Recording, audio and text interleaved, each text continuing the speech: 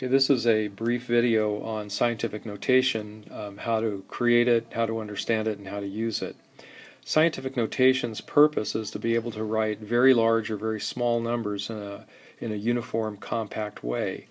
So let's say you have a number like 210,000. What scientific notation does is it puts it in a form where we have the leading digits, the digits that represent, in this case, 2.1, and then multiply that by some power of 10. In this case, it would be 100,000.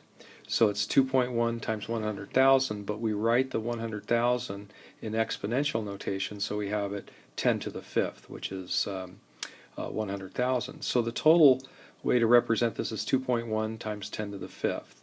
And so regardless of how big or how small your number is, you can adjust for how long or how small it is by the exponent on the 10. Okay, now notice it moves over 5 places, the decimal, and we have 2.1, and so when you count over the 5 decimal places here, from where the decimal originally starts to where it's going to end, right here, went over 5, so we're going to put that 5 as the exponent. So the first part is a number that has to have a number between 1 and 9, and then a decimal, and then however many significant digits the number has. So sometimes this could be just a 0, or it can be, a very long 13-digit number if you need that kind of precision. So taking the example 3700, what we have is 3.7. We've moved it over, the decimal over by 3 places, so that would be 10 to the third. Now, to go back the other way, what we do is when we have a number in scientific notation, we just write out all the digits, 214 in this case, and then starting where the decimal place is right after the 2, count out 6 digits this way, and you oftentimes have to add zeros, or sometimes you're taking away zeros or moving the decimal in the other direction, and we'll see that in a moment. So here's a couple for you to try, and you can pause the video right here and see what you get. Put the first one in scientific notation, expand the second one.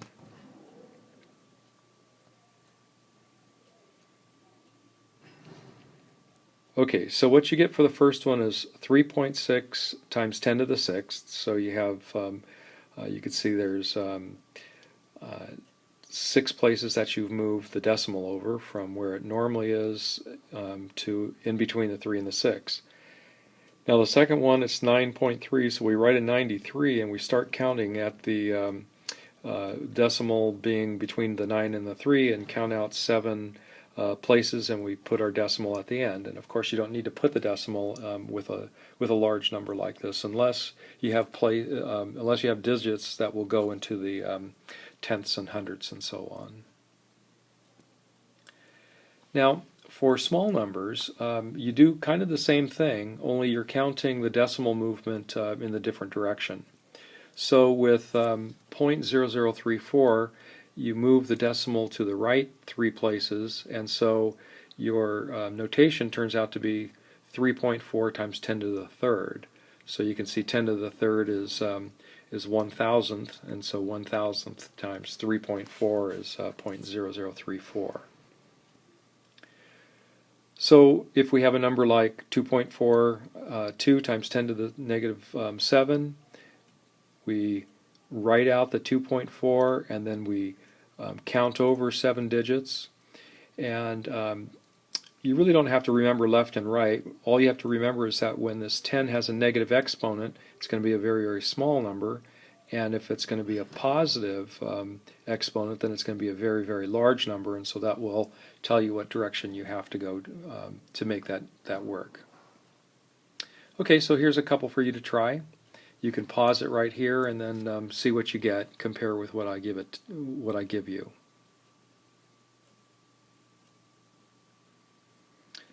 Okay, so the first one, we write 8, 6, and then we count off 9 places this direction, and we end up with this number, and you can see it's a very, very small number. And for the second one, we write the 3.1, and then we've counted off 4 decimals between where the actual decimal is and where the 3.1 goes, and so we have 3.1 times 10 to the negative fourth. Now, computations with scientific notation are actually quite straightforward. What you have to do is remember that when you're multiplying exponents with the same base, like 10 to the ninth times 10 to the third, you just add the exponents. And so from the standpoint of multiplying scientific notation, sometimes you have a 10 to the negative 3 times 10 squared, and you'll get a 10 to the negative 1. So let's say we have this number 1.4 times 10 to the third times 1.1 times 10 to the minus 5. What you do is you multiply the 1.4 times the 1, and you get 1.54, and then you take 10 to the third times 10 to the fifth, and so 3 minus 5 is negative 2.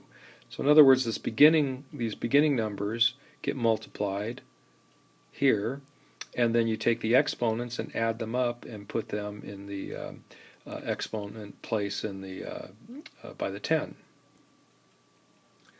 So another example is if we have 3.6 times 10 to the 12, negative 12, times 4 times 10 to the 8th, what we end up with is 3.6 times 4 is 14.4 times 10, and then you have the negative 12 plus 8 gives you negative 4.